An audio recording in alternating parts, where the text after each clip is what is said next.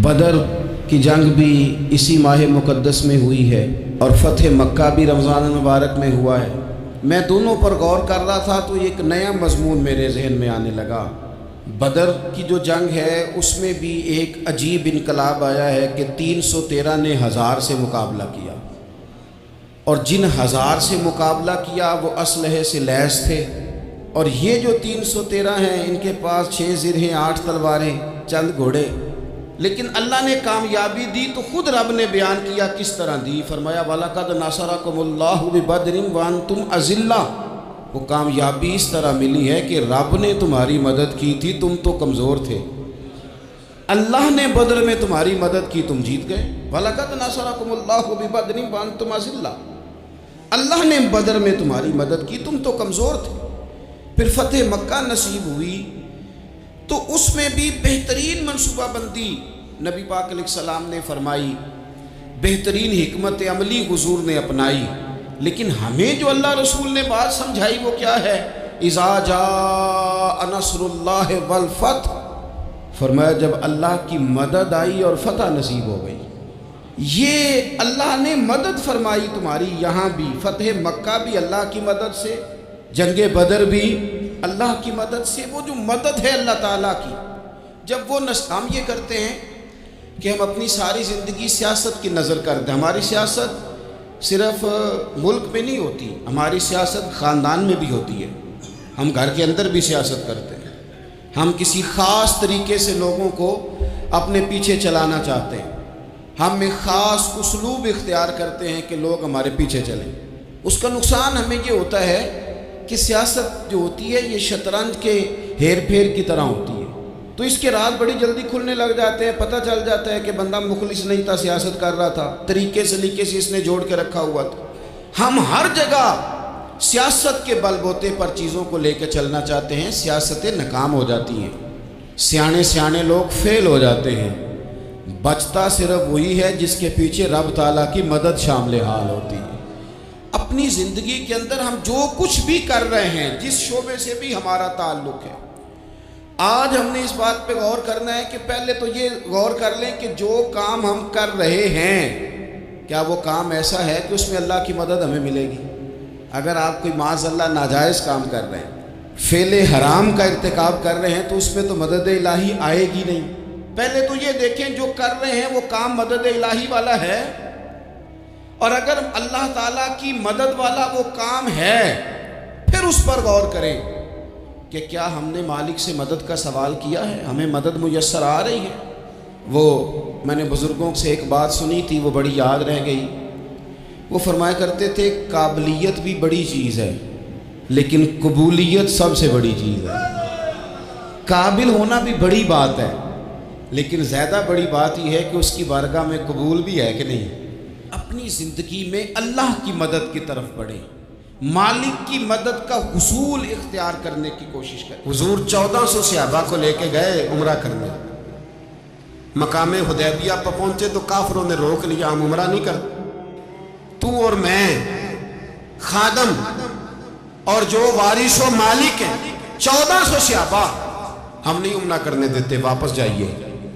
सुलह लिखी जा रही है। सुलह की शर्तें क्या हैं? मक्के से कोई आदमी गलती से भी मदीने चला गया, मक्के का आदमी, तो मुसलमान अगर इनके जुल्म से तंग आके, मक्की मुसलमान काफिरों के जुल्म से तंग आके मदीने चला गया तो मदीने वाले वापस करेंगे, और अगर मदीने से कोई शख्स गलती से भी मक्के चला गया तो मक्के वाले वापस नहीं करेंगे। इतनी सख्त शराइत। हजरत उमर गुस्से से कांपने लगे, सहाबा परेशान है, पर मेरे रसूल पाक ने सब्र दिखाया, हौसला, तदब्बर। ये तदबीर है, सब्र एक बेहतरीन तदबीर है, अगर कोई अपनाए तो बेहतरीन तरीका है। हुजूर ने फरमाया हमें मंजूर है, सुलह करो। और इतना सख्त होगा, मैं कहने लगे 1400 इहराम वाले वापस जाएं, बाद में आना, इस वक्त नहीं उम्रा करने देंगे। मेरे नबी पाक अलैहि, मुझे बताओ, मुझे और आपको दुख होता है तैयारी हो तो प्रोग्राम रह जाए, तो अगर इहराम बांधा हो और अल्लाह के रसूल ने बंधवाया हो तो हुजूर वापस लौटने लगे तो कितनी तकलीफ की बात है। हुजूर ने फरमाया चलो आइंदा आएंगे। मुआहदा लिखा जा रहा है, हजरत अली मुआहदा लिख रहे हैं لکھو محمد الرسول اللہ صلی اللہ علیہ محمد الرسول اللہ صلی اللہ علیہ وسلم اور قریش مکہ کے بیچ معاہدہ، یہ تحریر لکھی جا رہی تھی تو ابو سفیان بول پڑا، کہنے لگا جی ہم محمد الرسول اللہ نہیں لکھنے دیں گے معاذ اللہ، یہی تو ہمارا جھگڑا ہے، اگر آپ کو رسول اللہ مان لیا تو پیچھے رہ کیا گیا، محمد ابن عبداللہ لکھے۔ حضور نے حضرت علی سے فرمایا رسول اللہ کاٹ کے محمد ابن عبداللہ لکھو۔ حضرت علی لکھ رہے تھے، محمد رسول اللہ لکھا تھا، فرمایا رسول اللہ کاٹ کے محمد ابن عبداللہ لکھو۔ تو حضرت علی کہنے لگے حضور مجھے یہ لفظ کاٹنا نہیں آتا، حضور مجھے یہ لفظ کاٹنا، کسی صحابی نے اعتراض نہیں کیا کہ لکھنا آتا تھا، کہا مجھے کاٹنا، حضور نے دوبارہ کہا علی کاٹ دو، کہا یا رسول اللہ مجھے یہ لفظ کاٹنا نہیں آتا۔ میرے حبیب نے تیسری دفعہ کہا علی کاٹو، تو شیر خدا نے قلم چھوڑا، ہاتھ باندھے اور کھڑے ہو کہنے لگے محبوبہ مجھے تیرے قصیدے لکھنے آتے ہیں، کاٹنے کوئی نہیں آتے، میں مجبور ہوں، مجھ سے نہیں ہوتا، کوشش کرتا ہوں، نہ قلم اٹھتا ہے نہ ہاتھ چلتا ہے۔ میرے حبیب پاک نے قلم پکڑا اور لفظ رسول اللہ خود کاٹ کے محمد ابن عبداللہ کرایا۔ بھائی وقت گزر گیا، صلح ہو گئی، یہ تدبر، یہ حوصلہ، یہ تدبیر میرے نبی نے فرمائی۔ اب تو 1400 کو مکے نہیں نہ داخل ہونے دیا، لیکن 1 سال ہی گزرا، تھوڑا ہی وقت گزرا، میرے رسول پاک 10,000 کو لے کے مکے میں داخل ہو گئے۔ 10,000 اس نے فائدہ دیا۔ حکمت کیا تھی، تدبر کیا تھا؟ قریش روز لڑائی کرنے آ جاتے تھے، تبلیغ ہی نہیں کرنے دیتے تھے، ان سے صلح ہو گئی تو نبی پاک نے کیسر کو خط لکھا، کیسر روم کو، ہرقل کو، دور دراز تبلیغ پھیل گئی، مسلمان 1,00,000 سے زیادہ ہو گئے، ان کی طرف سے اب وہ لڑائی بند ہو گئی۔ میرے حبیب پاک علیہ السلام کے حوصلے نے کمال دکھایا، اس تدبیر نے فائدہ دیا امت مسلمہ کو۔ 10,000 کا لشکر لے کے حضور کعبے میں داخل ہوئے۔ کل جو ابو سفیان کہتے تھے نا محمد رسول اللہ لکھنے نہیں دوں گا، آج وہ خود کہہ رہے تھے اشہد ان لا الہ الا اللہ واشہد ان محمد رسول اللہ صلی اللہ علیہ۔ کل جو کہہ رہے تھے کہ میں یہ لفظ نہیں لکھنے دوں گا، آج ابو سفیان کی حویلی میں لاکھوں لوگ، ہزاروں لوگ بیٹھے تھے اور سارے کہہ رہے تھے محمد الرسول اللہ محمد الرسول اللہ محمد الرسول اللہ صلی اللہ علیہ وسلم۔ میرے محبوب کی تدبر نے، فقاہت نے، اور پھر کمال ہوا۔ 1400 کہاں اور 1,44,000 کہاں، 1400 کہاں اور 1,44,000۔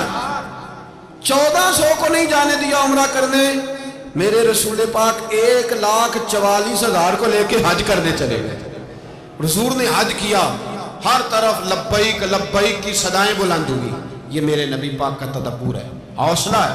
اگر وقتی طور پہ حوصلہ کر جاؤ گے، دلیری کر جاؤ گے، آنے والا وقت آسان ہو جائے۔ حوصلہ نہیں، صبر نہیں، سکون نہیں، 2-4 باتیں، یہاں تک کہ لوگ ابا جی کی بات برداشت نہیں کرتے، ایسے جملے کہہ دیتے ہیں جو دوبارہ پلٹ کے نہیں آتے، ماں کو لفظ نہیں بولتے، باپ کی روح تک چھلنی کر دیتے ہیں وہ جملے، لیکن لوگ اس وقت حوصلہ کرنے، اور ہم پنجابی لوگوں نے تو گنجائش ہی بڑی دے دی ہے، کہتے ہیں بچہ ہے جی ایک ہی ہے، ایک میں حوصلہ کرے کی ہے ماشاءاللہ۔ تو اگر جوان ہو گیا تو کہتے ہیں گرم خون ہے، مکہ کم۔ اگر بوڑھا ہو گیا تو کہتے ہیں بوڑھوں میں حوصلہ نہیں ہوتا، نہ بچے میں نہ تو کس میں حوصلہ ہوگا؟ بولیں، کسی میں بھی نہیں۔ چھٹی سب کو فتویٰ مل گیا نا، یہ بچہ ہے جی، ابھی یہ تو بچہ ہے، آپ تو سیانے میں آنے ہیں، یہ بچہ ہے۔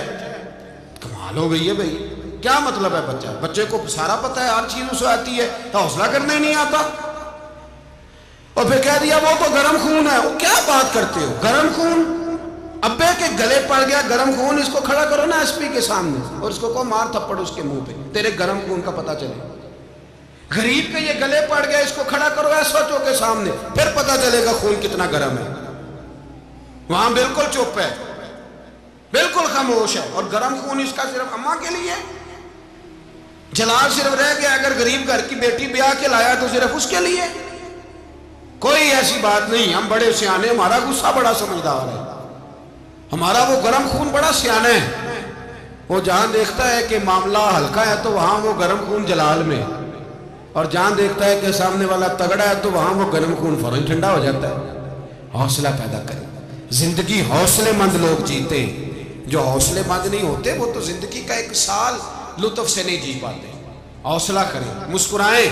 میرے نبی پاک صلی اللہ تعالیٰ علیہ وسلم نے نا عثمان بن طلحہ کعبے کی چابی ان کے پاس ہوتی تھی، تو حضور نے ایک دن فرمایا عثمان، اچھا یہ نہیں تھا کہ عثمان خاص لوگوں کو چابی کعبہ کھول کے دکھاتے تھے، بلکہ ان کو قریش کی جانب سے یہ حکم تھا کہ جو بھی تجھے کہے تو نے کعبے کا دروازہ کھول دینا۔ نبی پاک علیہ السلام نے نا ہجرت سے 2-4 دن پہلے کہا کہ عثمان ذرا چابی دو، میں نے کعبہ اندر سے دیکھنا ہے۔ بڑے ٹھنڈے دل سے ذرا سننا، ادھر دیکھو میری طرف، ادھر دیکھیے گا ذرا میرے بھائی۔ میں نے ایک بندے سے کہا یار پانی کی بوتل دینا دکاندار سے، ایک ہے اس نے کہہ دیا نہیں میرے پاس۔ اس بات کا کوئی غصہ بولیے، اور اگر وہ کہے سارے زمانے کو ملے گی آپ کو نہیں دینی، پھر بولیں میرا خیال ہے چپ کر کے ہنس کے آ جائیں گے، سوال ہی نہیں پیدا ہوتا۔ ہم کہیں گے مجھے نہیں نہ دینی، تو نے تو دکان اٹھا یہاں سے بند کر، کیا مطلب ہے سب کو دینی ہے تجھے نہیں دینی، کیا معنی ہے اس کا؟ لے کے جاؤں گا، جھگڑا ہوگا، بحث کریں گے۔ عثمان بن طلحہ سے حضور نے فرمایا دروازہ کھولو، کعبہ دیکھنا ہے۔ عثمان کہنے لگا میں ساری دنیا کو دکھاؤں گا، آپ کو نہیں دکھاؤں گا۔ کتنی سخت بات ہے، پر قربان جائیں رسول اللہ کے حوصلے پہ صلی اللہ علیہ وسلم۔ عثمان کہتے ہیں میں نے یہ بات کی تو نبی پاک مسکرانے لگے، اور میں اچھا نہیں دینی، تو حضور نے نا مسکرا کے اور میری کمر پہ تھپکی دی، فرمایا اچھا یاد رکھنا یہ چابی میں تجھ سے لے لوں گا، اور جس کو میرا دل کرے گا میں اس کو دوں گا۔ عثمان کہتے ہیں روز رات کو نبی پاک کے یہ جملے میرے کانوں میں گونجا کرتے تھے، گونجتے تھے کہ حضور نے فرمایا۔ کہتے ہیں جس دن پتا چلا نا نبی پاک 10,000 کا لشکر لے کے آ رہے ہیں، تو ابو سفیان میٹنگیں کر رہے تھے، مکے کے سارے سردار تیاری کر رہے تھے، اور میرے کانوں میں ایک ہی لفظ تھا کہ حضور نے فرمایا میں چابی لے لوں گا، پھر جس کو میں چاہوں گا اسے دوں گا۔ عثمان کہتے ہیں حد ہو گئی، وقت گزر گیا، حضور آ گئے، طواف فرمایا، اور طواف کے بعد میرے نبی پاک علیہ السلام نے فرمایا بلاؤ نا ذرا عثمان کو۔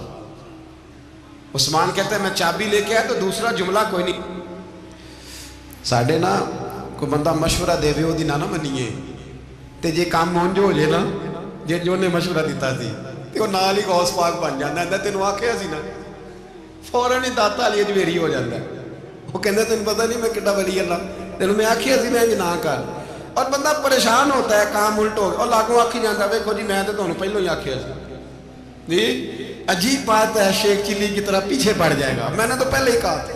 او بس کر یار، اب تو خواجہ معین الدین اجمیری ہو گیا، بس کرو۔ مشورہ ہی ہوتا ہے، کسی کا مل جاتا ہے اور کسی کا نہیں لیا جاتا۔ فوری طور پہ بندہ اٹھ کے نا تو ولایت کی 4تھی سیڑھی پہ چڑھ جائے گا، کہے گا میں تو ابدال وقت ہوں، میں قطب دورہ ہوں، میں نے تجھے کہا نہیں تھا۔ اب بس کر یار، کئی دفعہ مشورے صحیح ہوتے ہیں، کئی دفعہ صحیح۔ بولیے نبی پاک صلی اللہ علیہ وسلم کی احد کے دن خواہش یہ تھی کہ اندر رہ کے لڑنا ہے، جوان سے آپا نے کہا باہر جا کے لڑائی کرنی ہے، حضور نے باہر جا کے جنگ کی، بظاہر مسلمانوں کو شکست ہوئی۔ حضور نے ایک دفعہ نہیں کہا کہ میں نے تمہیں کہا نہیں تھا اندر رہنا ہے، بس ہو گیا جو ہو گیا۔ اب اس میں فٹافٹ اگلے کو حوصلہ دو، کوئی حرج نہیں یار۔ نبی پاک سب بولیے صلی اللہ علیہ وسلم، میرے حبیب پاک علیہ السلام نے نا کہا عثمان کو بلاؤ۔ عثمان آئے تو عثمان کہتے میں نے چابی دی تو میں تیار تھا کہ اب میری بات ہوگی اور رسوائی ہوگی، لیکن کہتے ہیں قربان جائیں مصطفیٰ نے تو یہ جملہ بھی نہیں کہا کہ میں نے تجھے کہا نہیں تھا، یہ بھی نہیں کہا۔ حضور نے چابی لی، کعبے کے بت صاف کیے، نماز پڑھی، واپس آئے، فرمایا عثمان میرا وعدہ تھا تیرے ساتھ کہ جس کو میں چاہوں گا چابی دوں گا، یہ لو چابی میں تجھے دینا چاہتا ہوں، لے لو رکھ لو۔ عثمان کہتے ہیں وہ چابی نہیں میرے طرف آ رہی تھی، میری طرف ایمان آ رہا تھا، وہ چابی نہیں آ رہی، ایمان آ رہا تھا میری جانب۔ کہتے ہیں میرے ہاتھوں میں چابی آئی اور میری زبان پہ کلمہ توحید جاری ہو گیا۔ بھائی تدبر، حوصلہ، صبر، رضا، ہمیں تو ٹائم بھی نہیں گزارنا، گھر کا ماحول، گھر کے اندر رہ کے لوگ دکھی نہیں، اس لیے کہ ہماری طبیعتوں میں حوصلہ نہیں، ایک منٹ کے لیے نہیں، ایک سیکنڈ کے لیے بھی ہم یہ برداشت نہیں کرتے کہ چلو تھوڑا انتظار کریں، وقت کو دیکھیں، موقع کو دیکھیں۔ میرے نبی پاک علیہ الصلوۃ والسلام پہ اتنی مصیبتیں آئیں کہ پہاڑ پہ آتی تو وہ ریزہ ریزہ ہو جاتے، لیکن کسی مقام پر بھی حضور علیہ الصلوۃ والسلام شکوہ کرتے نظر نہیں آتے۔ ہم غریبی کا رونا روتے ہیں، ہر چوتھا آدمی کہتا ہے بڑا غریب ہوں، لیکن میرے نبی پاک علیہ الصلوۃ والسلام نے چوتھے دن کھجور کھائی، سرکہ کھایا ہے اور موٹے پان کی چارپائی پہ آرام کیا۔ حضرت عمر نے کہا حضور کتنی تکلیف ہے؟ فرمایا عمر کوئی تکلیف نہیں، تھوڑا سا تو وقت ہے، جنت میں جائیں گے، ساری نعمتیں اللہ نے ہمارے لیے تیار کی ہوئی، راضی بالرضا، راضی بالرضا، کوئی کسی قسم کا مسئلہ۔ ہمیں آزمائشیں آتی ہیں، تکلیفیں آتی ہیں، بیماریاں آتی ہیں، لوگ چھوٹی چھوٹی بات پر پریشان ہو جائیں، ذرا ذرا سی بات پر شکوہ کرتے ہیں۔ میرے رسول پاک علیہ السلام نے فرمایا جب میرا رب کسی کو بیمار کرتا ہے تو 2 فرشتوں کو بھیجتا ہے، جاؤ میرے بندے کی تیمارداری کر کے آؤ۔ اللہ اکبر، خود رب بھیجتا ہے، جاؤ میرے بندے کی۔ تو مجھے بتائیے جب اللہ بھیجے تو پھر تندرست خوش نصیب ہوا کہ بیمار؟ جی تندرست پھر خوش نصیب کون ہوا؟ میرے نبی پاک صلی اللہ علیہ وسلم نے فرمایا رب 2 فرشتے بھیجتا ہے، فرماتا ہے پتہ کر کے آؤ میرے بندے کا اس کا کیا حال ہے، حالانکہ اللہ سارا ہی جانتا ہے۔ فرشتے آتے ہیں، واپس جاتے ہیں، رب کریم پوچھتے ہیں بتاؤ میرا بندہ کیا کہتا تھا؟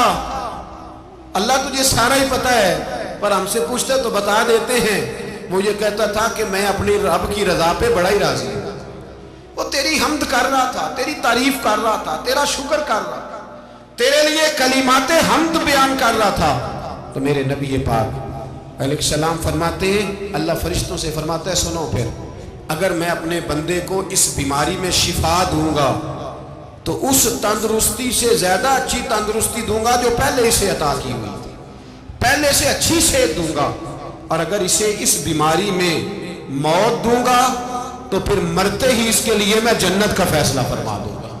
بھائی جب تو راضی بالرضا رہتا ہے، راضی بالرضا، بڑی سادی سی بات ہے بھائی، آپ گھر گئے روٹی مانگی تو اگر کسی نے کہا نا کہ اتنی تھکاوٹ ہے ٹائم پہ آیا کرے اس وقت، تو روٹی تو وہ بھی مل گئی پر اس میں لذت ہے، وہ سکون نہیں، وہ سکون نہیں۔ میری اماں جی سالن پکا کے رکھ لیتی تھی تو روٹی جب بھی کوئی مانگتا تھا تو تازی بنا کے دیتی تھی، ان کی طبیعت تھی۔ تو میں اکثر ان سے کہتا کہ اماں جی پکا کے رکھ دیا کرو، تو کہتے تمہیں خوشی نہیں ہوتی جب تمہاری اماں تازی پکا کے دیتی ہے؟ خوشی ہوتی ہے، طبیعت میں خوشی ہوتی ہے، ان کا مزاج تھا، ذوق تھا، تو ہم سمجھتے تھے یار یہ بڑی سعادت کی بات ہے۔ تو آپ گھر گئے رات کو تو گھر والوں سے کہا روٹی، تو فوراً اٹھے فوراً، اور انہوں نے کھانا تازہ بنایا اور ساتھ یہ بھی کہا باہر سے نہ کھایا کرے بندہ بیمار ہو جاتا ہے۔ کتنی ٹھنڈک پہنچتی ہے آدمی کے دل کو، سکون ملتا۔ تو بھائی بیماری تو آپ نے کاٹ لی، لیکن ساتھ کہو ہو بڑا بیمار ہوں، میں نے تو اتنے گناہ بھی نہیں کیے، ظلم بھی نہیں کیا، کسی کو کچھ بھی، اب بیماری تب بھی کٹ گئی۔ پر بڑی آزمائش، مریض ڈاکٹر کے گلے پڑ رہا ہے، اس کے لواحقین جھگڑے کر رہے ہیں، بیماری وہ بھی کٹ گئی۔ اور ایک بیمار وہ ہے جو چارپائی پلیٹا ہے اور کہتا ہے جس طرح میرا اللہ راضی اسی طرح میں بھی راضی، تو بیماری اس کی بھی کٹ گئی۔ حضرت یونس علی نبینا علیہ الصلوۃ والسلام نے ایک دن حضرت جبریل امین ملنے آئے تو جناب یونس علیہ السلام کہنے لگے اے جبریل، اللہ کے نیک بندوں میں جو اللہ کو اس وقت سب سے زیادہ پسند ہے نبیوں کے بعد، توجہ کرنا بات پر، جو سب سے زیادہ اللہ کو پسند ہے نبیوں کے بعد ولیوں میں، اور سب سے زیادہ اللہ جس کو اللہ کی بارگاہ میں عبادت گزار لکھا جاتا ہے، میری اس بندے سے ملاقات کراؤ۔ تو حضرت جبریل نے جناب یونس علیہ السلام کو ساتھ لیا تو ایک شخص کے پاس پہنچے جو آنکھوں سے اندھا تھا، دونوں ہاتھ اس کے سلامت نہیں تھے اور پورے جسم میں پیپ جاری تھی، ریشہ تھا۔ جب جا کے السلام علیکم کہا نا حضرت یونس نے، اس نے وعلیکم السلام کے بعد پہلا لفظ پتہ کیا کہا؟ اس نے کہا یا اللہ تیرا شکر ہے، یا اللہ تیرا، آپ بھی ادا کریں اللہ کا شکر، یا اللہ تیرا، اللہ تیرا شکر ہے۔ تو حضرت یونس علیہ السلام کہنے لگے تو شروع سے اس طرح کا ہے، نابینا بھی اور ہاتھوں سے معذور بھی اور سارا جسم شروع سے؟ تو بڑے ہی خوبصورت لفظ اس بیمار نے کہے، کہنے لگے نہیں حضور میں بالکل ٹھیک ٹھاک تھا، جب تک میرے رب نے چاہا کہ یہ دنیا کو دیکھے تو تب تک اس نے مجھے آنکھیں دی، اور جب اس نے چاہا کہ اب اس کا دیکھنا بہتر نہیں تو اس نے واپس لے لی۔ تو یا اللہ تیرا شکر ہے، اللہ تیرا شکر ہے۔ پھر کہا جب تک اس نے چاہا کہ میرے ہاتھ رہے تب تک رہے، جب اس نے چاہا کہ میرے لیے بہتر نہیں تو اس نے لے لیے، تو یا اللہ تیرا شکر ہے۔ جب تک اس نے چاہا کہ میرا جسم صحیح و سلامت رہے تو رہا، اور جب اس نے چاہا کہ میرے لیے بہتر نہیں تو مجھے بیمار کر دیا، تو یا اللہ تیرا شکر ہے۔ تو حضرت یونس علیہ السلام کہنے لگے جبریل واقعہ یہ اللہ کا سب سے زیادہ شکر گزار بندہ ہے، سب سے زیادہ عبادت گزار بندہ ہے، سب سے زیادہ۔ میرے نبی پاک علیہ السلام نے فرمایا میرا مومن ہر حال میں نفع میں ہے، نعمت ملے تو شکر کر کے نفع، مصیبت آئے تو صبر کر کے نفع۔ اپنی زندگی میں تحمل، بردباری، علم پیدا کرے، حوصلہ پیدا کرے۔ ہر آنے جانے والے شخص کے مزاج کے مطابق اسے نہ ملے، اپنا مزاج صحیح رکھے، اپنی طبیعت کے مطابق اپنے ماحول کو برقرار رکھے۔ علم کے ساتھ گزارا کرو گے تو رشتہ داروں سے بھی بنی رہے گی، دوستوں سے بھی بنی رہے گی، ہر ایک سے تعلق رہے گا۔ اور اگر آپ کے اندر یہ حوصلہ نہیں تو پھر سارے معاملات پریشانی کا شکار ہو جائیں گے۔ یہ تو آج کا مضمون تھا۔ ہمیں نا لوگ مشورہ دیتے ہیں، کہتے ہیں پیر صاحب درویشوں کو سیاست کی بات نہیں کرنی چاہیے، دیتے ہیں نا مشورہ لوگ؟ جی تھوڑا تھوڑا بول دیں، تھوڑا تھوڑا دیتے ہیں نا۔ اگرچہ ہم ان کی بات نہیں مانتے، اس لیے کہ اقبال نے کہا تھا جدا ہو دین سیاست سے تو رہ جاتی ہے چنگیزی، جدا ہو دین سیاست سے تو۔ اور پہلا فکرہ یہ ہے کہ جلال بادشاہی ہو یا جمہوری تماشا، جدا ہو دین سیاست سے تو رہ جاتی ہے۔ اس نے کہا جب سیاست اور دین علیحدہ علیحدہ ہوتے ہیں تو چنگیز خاں اور ہلاکو خاں پیدا ہوتے ہیں۔ سیاست جب تک مسجد کے اندر رہتی ہے تب تک پاک صاف رہتی ہے، وہ گندی ہوتی تب ہے جب مسجد سے نکل جاتی ہے۔ حضرت علی کے زمانے تک مسجد میں رہی، پاک صاف رہی، یزید باہر لے گیا تو گندی ہو گئی، حضرت عمر بن عبدالعزیز دوبارہ مسجد میں لے آئے تو پھر پاک ہو گئی۔ لیکن پھر بھی ایک ساتھی نے مجھے کہا تو اس کی بات میں سب کی باتیں نہیں مانتا، اس کی بات میری سمجھ میں آئی۔ وہ کہنے لگا جی اصل بات یہ ہے کہ سیاسی تبصرے تجزیے ہم اخباروں میں ٹی وی پہ جا کے بیٹھے، جا کے بڑی مہربانی میری طرف دیکھیں، وہ ہم سنتے رہتے ہیں تو ہمارا دل کرتا ہے مسجد میں صرف ہم رسول اللہ کا پیار ہی سنیں۔ تو میں نے کہا یار تیری بات دل کو لگتی ہے، یہ بات صحیح ہے، چلو یہ نیت اچھی ہے، یہ تیرا نظریہ ٹھیک ہے، مان گئے۔ میں چلا گیا دکاندار کے پاس اور میں نے اس کو جا کے کہا کہ گاڑی کا انجن کھولو، اس طرح کرو اس طرح۔ اس نے کہا مولانا آپ جا کے نا گھر تو فقہ کی کتاب کھولیں، اس لیے کہ گاڑی کے انجن کے بارے میں آپ کو معلومات، یا اگر آپ نے یہ کام کرنا ہے تو اس کو پڑھیں، کسی استاد کے پاس ورک شاپ پہ آئیں، آپ کے ہاتھوں کو، منہ کو، چہرے کو مٹی لگے، دھواں لگے، گریس لگے، پھر آپ کو پتہ چلے گا انجن کیسے کھلتا ہے۔ صحیح کہہ رہا ہوں؟ نہیں صحیح کہہ رہا؟ دعا گلا تو یہاں کر چڑی جائے، صحیح کہہ رہا ہوں جی؟ اگر مولوی کو اجازت نہیں سیاست کی بات کرنے کی، اور مولوی کو اجازت نہیں کہ انجن کی بات کرے، تو سیاستدان کو اجازت ہے دین کی بات کرنے کی؟ یہاں تو وہ آئے نا مدرسے میں پڑھے، پورا دین حاصل کرے، پھر وہ بولے تو پھر تو ٹھیک ہو گیا۔ لیکن جب اسے سورۃ اخلاص بھی سیدھی نہیں آتی تو فتوے دینے کی اس کو ضرورت ہے کوئی؟ بولے نا یار کیوں چھیڑتے ہیں سیاست؟ ہم نا پچھلے جمعے جلوس نکالنا چاہ رہے تھے ختم نبوت کی ترمیم کے حوالے سے، حکومت وقت نے کہا کہ ہم واپس لیتے ہیں، تو میرے بہت سارے دوستوں نے کہا جی نکالنا چاہیے، انہوں نے کیا کیوں؟ میں نے کہا یار لوگوں کو بھی پریشان نہیں کرنا چاہتے، ہماری اپنی سڑکیں ہیں، کسی کو بس ٹھیک ہے، انہوں نے واپس لے لی تو بات ختم ہو گئی، ہم مان گئے، تسلیم کر لیا۔ اتنا ہمارا مطالبہ ہے کہ اس آدمی کو ضرور سزا دو جس نے یہ ترمیم کی ہے، لیکن ہم نہیں کرتے، کوئی نہیں نکلے، نہیں نہ نکلے بولے ہیں۔ تو وزیر قانون صاحب کو کیا مصیبت بنی ہوئی ہے نیا فتویٰ دینے کہ ہے کوئی شوق انہیں دینا چاہیے فتویٰ؟ کہتے نہیں مرضیوں میں ہمارے درمیان تھوڑا ہی فرق ہے۔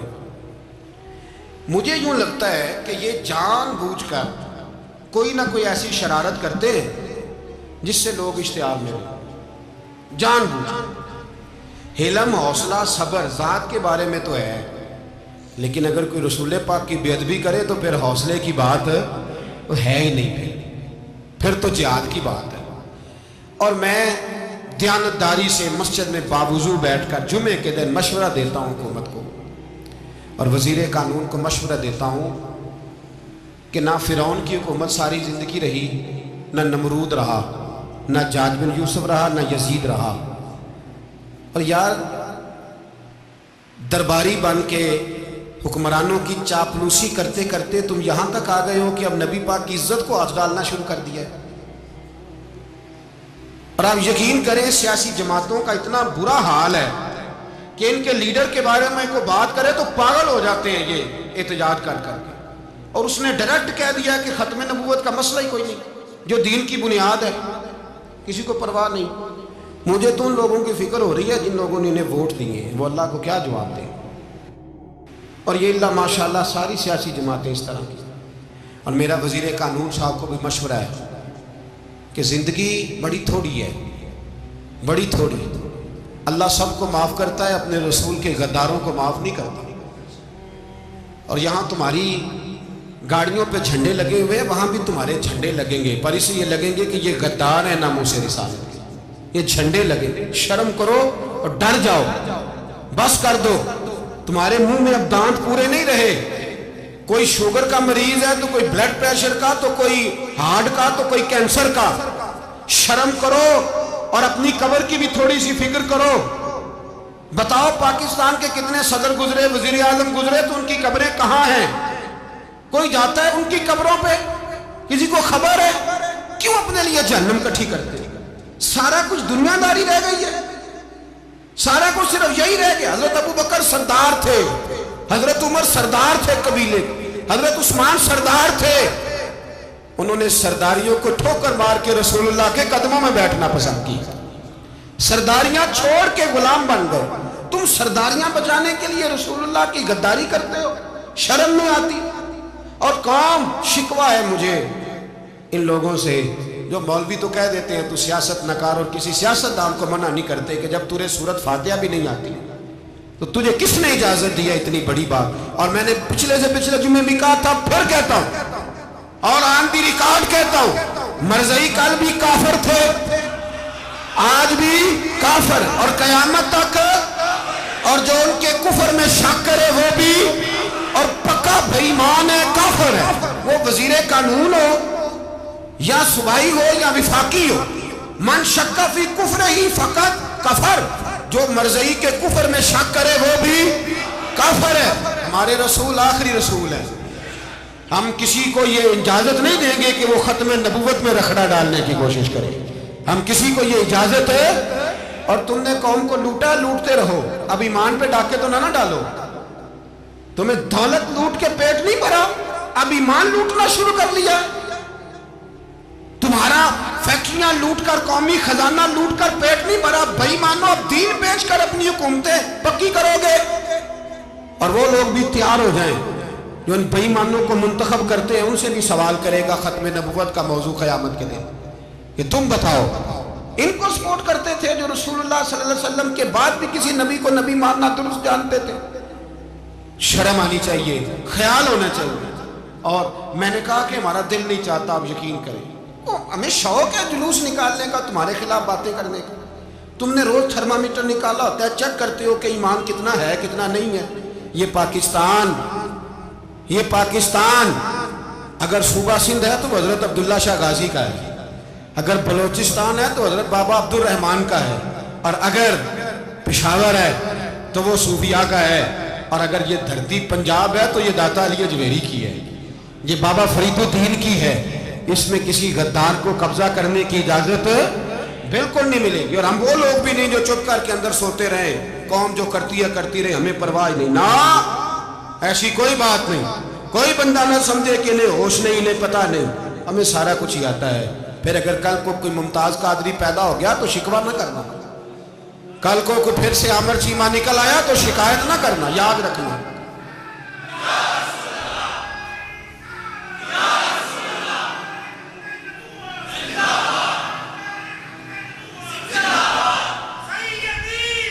میرے بھائی؟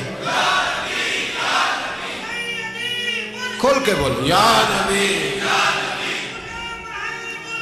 رسول کے بولو صلی اللہ۔ تو یہ مشورہ ہے،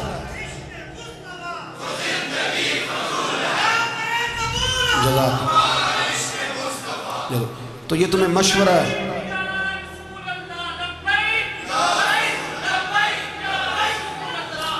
میری بات سنیں، یاد رکھیں، یہ لوگ بعد میں پچھتاتے ہیں، پھر مناظرے کراتے پھرتے ہیں، اس نے صحیح کیا کہ غلط کیا، پھر انہیں ہوش آتی ہے بعد میں، پھر ان کے ہواری نکل نکل کے میدانوں میں دلیلیں دیتے ہیں۔ اس لیے ہمارا مشورہ ہے یہ کہ یہ اپنی حد میں رہیں، اور جو کام تمہارے ذمہ، میں نے کہا نا تم نے بڑا لوٹا، یہ قوم روز تمہیں موقع دیتی ہے لوٹنے کا، یہ موقع دیتی ہے، تو تم نے دولت لوٹ کے پیٹ نہیں بھرے، اب ایمان لوٹنے کے چکر میں آ گئے ہو۔ یاد رکھو، مسلمان گناہگار ہیں، غدار نہیں ہیں۔ تمہیں دولت لوٹنے کا تو شاید موقع مل گیا ہے، پر ایمان لوٹنے کا موقع نہیں ملے گا، تو اس لیے اس کو لگام دو۔ اور ویسے بھی کتا جو پالتو ہوتا ہے نا، اس کو گھر کے اندر سنگلی سے باندھ کے رکھنا چاہیے۔ یہ تمہارے بوٹ چاٹتے ہیں، بھونکتے ہیں تمہارے حق میں، وزارتیں لیتے ہیں، ہم نے تو کوئی وزارت نہیں لی تم سے، اور نہ ہمیں شوق ہے، اس لیے کہ ممبری کیا کرنی ہے جس کو ممبر رسول عطا کر دیا جائے، اس نے کیا کرنی ہے یہ ممبریاں جس کو پکا پکا ممبر رسول دے دیا جائے، تو اس لیے اس سے باہر آؤ۔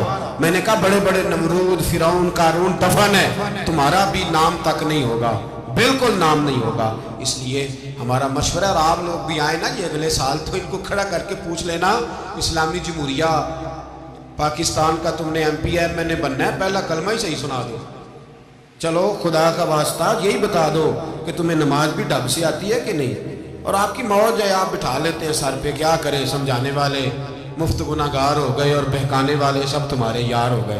اس لیے یہ چھیڑتے ہیں جان بوجھ کے، اور پھر جب کوئی ممتاز قادری علیہ رحمہ پیدا ہوتے ہیں، پھر انہیں دشواری ہوتی ہے، پھر ان کا جینا مشکل ہو جاتا ہے، یہ موقع دیتے ہیں، پتہ نہیں کس کے ایجنڈے پہ عمل کر رہے ہیں۔ میرا سوال یہ ہے، میں نے پچھلے جمعے پھر میرا سوال ہے کہ میں پوچھتا ہوں، اس آدمی کو ضرورت کیا ہے ختم نبوت پر بات کرنے؟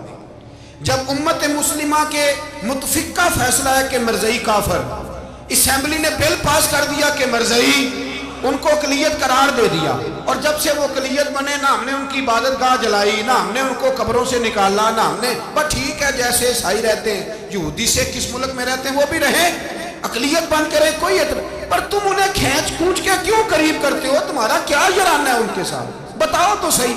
ان لوگوں سے ان کو چاہیے اپنے منہ میں لگام ڈالیں، اور اگر نہیں ڈالیں گے پھر انشاءاللہ ڈالی جائے گی، اور بڑی تگڑی ڈلے گی، اور پھر ایسی ڈلے گی، ایسی ڈلے گی۔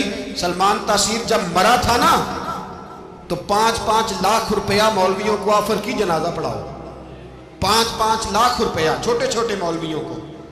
اور داتا صاحب کی مسجد کے خطیب بھی صوبائی جو تھے، وہ خطیب تھے، ملازم تھے، انہوں نے کہا کہ ایمان نہیں بھیجنا، نکالنا نوکری سے تو نکال دو۔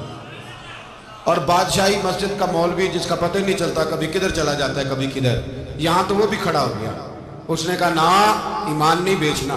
گورنر ہاؤس کی مسجد کا امام کہنے لگا کہ بخشا جانا نہ جانا یہ تو رحمت الہی کا معاملہ ہے، پر اتنا گندا جنازہ نہیں پڑھنا، اتنا گندا جنازہ نہیں ہم پڑھے گا، مرنے کے بعد تمہارے جنازے نہیں پڑھے جاتے، تمہاری قبریں خراب ہوتی ہیں، کدھر ہیں تمہاری دولتیں؟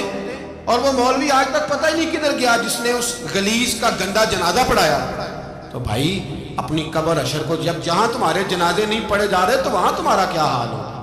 اس لیے ان لوگوں کو چاہیے کہ اپنی زندگی اس طرح گزاریں کہ کچھ نہ کچھ منہ لے کے سرور کائنات کے پاس چلے جائیں، ورنہ ایسا نہ ہو کہ یہاں بھی پھٹکار اور وہاں بھی پھٹکار۔ اس لیے ہمارا مطالبہ ہے حکومت سے کہ شرم کرو، اور ایسے بےایمانوں کو، کالے ناگ جو تم نے بھرتی کی ہوئے، ان کو نکالو، اور اگر تعریفیں کروانی ہو، تلوے چٹوانے ہو تو اندر کمروں میں ان سے چٹوا لیا کرو، ان سے کہو کہ یہاں ہماری نوکری کرو، باہر نکل کے رسول اللہ صلی اللہ علیہ وسلم کے دین کے بارے میں گفتگو نہ کرو، اس لیے کہ اللہ تبارک و تعالیٰ نے اس دین کے اندر بڑا حسن اور بڑا جذبہ رکھا ہوا ہے، بڑا وقار ہے۔ ہمارا مطالبہ ہے حکومت سے کہ ختم نبوت کے مسئلے پر کوئی سیاستدان گفتگو نہ کرے۔ آپ تائید کرتے ہیں اس بات کی؟ اس پر کوئی سیاستدان کوئی گفتگو؟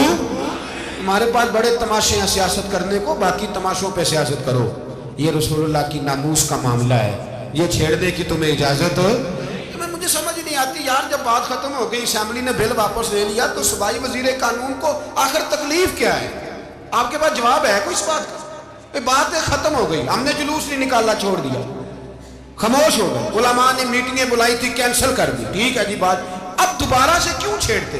پھر کہتے احتجاج ہوتا ہے، شور ہوتا ہے۔ تم خود ایسی حرکتیں کرتے ہو جس سے افراتفری پیدا ہوتی ہے۔ یہ ملک رسول اللہ کے نام پہ بنا ہے، اور قیامت تک یہاں وہی ہوگا جو میرے رسول پاک صلی اللہ علیہ وسلم کی رضا ہوگی، اور نبی پاک کے قانون کے خلاف کوئی قانون یہاں چل سکتا؟ اللہ ہمیں سمجھنے کی توفیق عطا فرمائے۔ آخر دعوانا